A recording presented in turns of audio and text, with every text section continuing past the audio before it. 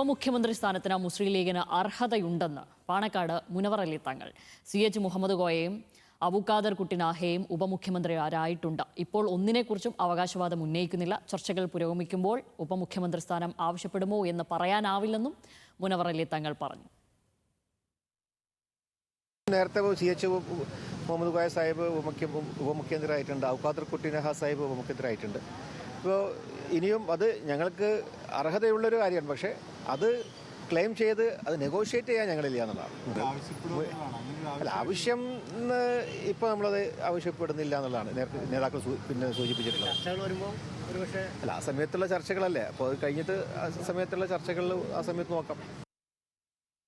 Benson ബാബുവാണ് വിവരങ്ങളുമായി ചേരുന്നത്. Benson, നിലവിൽ ആവശ്യപ്പെടുന്നില്ല എന്ന് മാത്രമേ ഉള്ളൂ. പക്ഷേ അത്തരമൊരു ചർച്ചകൾ വരികയാണെങ്കിൽ ആ സാഹചര്യത്തിൽ ആവശ്യപ്പെട്ടേക്കാം എന്ന് തന്നെയാണ് മുനവറിൽ തങ്ങൾ പറഞ്ഞു വയ്ക്കുന്നത്. ലീഗിന് അത്തരം ആലോചനകൾ ഉണ്ട് താനും, അതിന് അവർക്ക് അർഹതയുണ്ട് എന്നുള്ള ബോധ്യത്തിൽ തന്നെയാണ് അവർ കാര്യങ്ങളെ മുന്നോട്ട് കൊണ്ടുപോകുന്നത് എന്നും തോന്നുന്നു.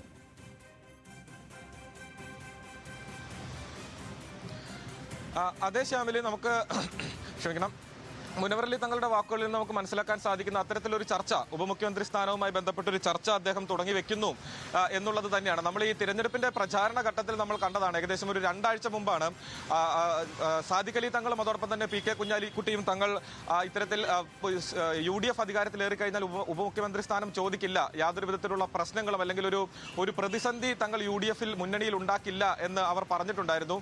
അത് വ്യക്തമാക്കുന്ന ഒരു പരാമർശമായിരുന്നു അന്ന് നടത്തിയിട്ടുണ്ടായിരുന്നത്. പക്ഷേ പിന്നീട് അങ്ങോട്ട് നടന്ന ചർച്ചകളിൽ ലീഗിന് വലിയ രീതിയിലുള്ള മുന്നേറ്റം ഈ തെരഞ്ഞെടുപ്പിൽ ഉണ്ടാക്കാൻ കഴിയും എന്നൊരു അടിസ്ഥാനത്തിലേക്ക് ലീഗ് നേതൃത്വം എത്തുന്നതാണ് നമുക്ക് മനസ്സിലാക്കാൻ സാധിക്കുന്നത്. അതിന്റെ അടിസ്ഥാനത്തിൽ തന്നെയാണ് ഇപ്പോൾ ഉപമുഖ്യമന്ത്രി സ്ഥാനം എന്ന ഒരു ചർച്ചയിലേക്ക് കാര്യങ്ങൾ കടന്നിട്ടുള്ളത്. അവർ പറയുന്നതനുസരിച്ചിട്ടാണെങ്കിൽ മുൻപ് 2 തവണ ഉപമുഖ്യമന്ത്രി സ്ഥാനം ലഭിച്ചിട്ടുണ്ട്. UDF അധികാരത്തിലേറിയ ഘട്ടത്തിൽ ലീഗിന് 2 തവണ ഉപമുഖ്യമന്ത്രി സ്ഥാനം ലഭിച്ചിട്ടുണ്ട്. അപ്പോൾ അത്തരത്തിൽ അർഹതയില്ലായ്മ ലീഗിനില്ല, അത്രത്തോളം സീറ്റുകൾ തങ്ങൾ നേടുന്നുണ്ട് എന്നുള്ളതെല്ലാം തന്നെയാണ് അവരുടെ അവകാശവാദം. അതുകൊണ്ട് തന്നെ എന്താണെങ്കിലും UDF അധികാരത്തിലേറി കഴിഞ്ഞാൽ ഉപമുഖ്യമന്ത്രി സ്ഥാനത്തിനായിട്ടുള്ള ചർച്ചകൾ ഉണ്ടാവുകയാണെങ്കിൽ ആ ഘട്ടത്തിൽ അതൊരാവശ്യമായി തന്നെ ഉന്നയിച്ചു പോകും എന്നുള്ളത് തന്നെയാണ് മുനവറലി തങ്ങൾ പറയുന്നത്. അക്കാര്യത്തിൽ ലീഗിന്റെ മറ്റ് നേതാക്കളുടെ ഭാഗത്തു നിന്ന് ഒരു വ്യക്തത ഇനിയും വരേണ്ടതുണ്ട്.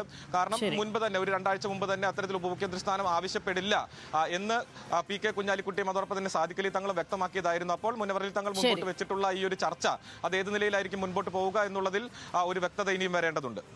ബെൻസൺ